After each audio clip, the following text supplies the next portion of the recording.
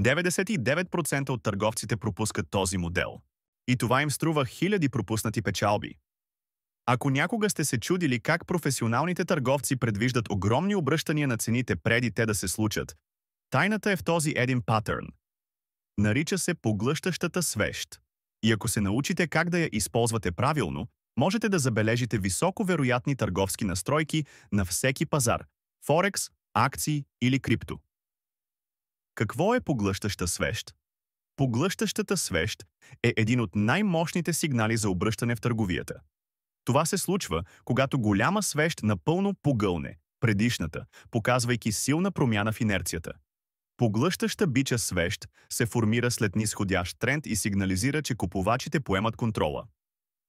Поглъщаща меча свещ се формира след възходящ тренд и сигнализира за потенциален спад. Ето най-голямата грешка, която търговците правят. Влизат веднага, щом видят поглъщаща свещ, без потвърждение. Стъпка 1.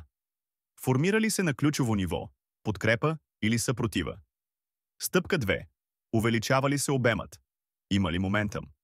Кратко прекъсване, за да ви напомним, че ако искате да получите безплатен наръчник за това как да успеете в трейдинга, трябва да коментирате думата PDF долу в коментарите и ние ще ви го изпратим.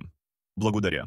Ето един вътрешен трик, който повечето търговци не знаят. Комбинирайте поглъщащата свещ с подвижна средна. Ако поглъщащата свещ се формира на ключово ниво и докосне 50 ма, шансовете ви за успех стават значително по-големи. Но почакайте, има още два модела свещници, които могат драстично да подобрят успеха ви в търговията. Morningstar и Evening Star. Morningstar. Възходящ модел на обръщане, който се появява след низходящ тренд.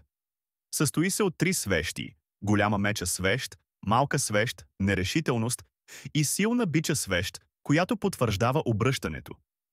Използва се най-добре при ключови нива на подкрепа за високовероятни търговски настройки. Evening Star меч и модел на обръщане, който се появява след възходящ тренд. Състои се от три свещи – голяма възходяща свещ, малка свещ, нерешителност и силна меча свещ, която потвърждава промяната на тенденцията.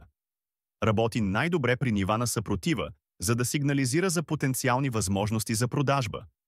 И двата модела помагат на търговците да забележат големи обрати на пазара, преди те да се случат, давайки ви предимство пред конкуренцията. Сега вече знаеш как да използваш engulfing свещите и това значително ще подобри търговията ти, ако го правиш правилно. Ако това видео ти беше полезно, натисни бутона «Харесвам», абонирай се за канала и активирай известията, за да не пропускаш мощни търговски стратегии.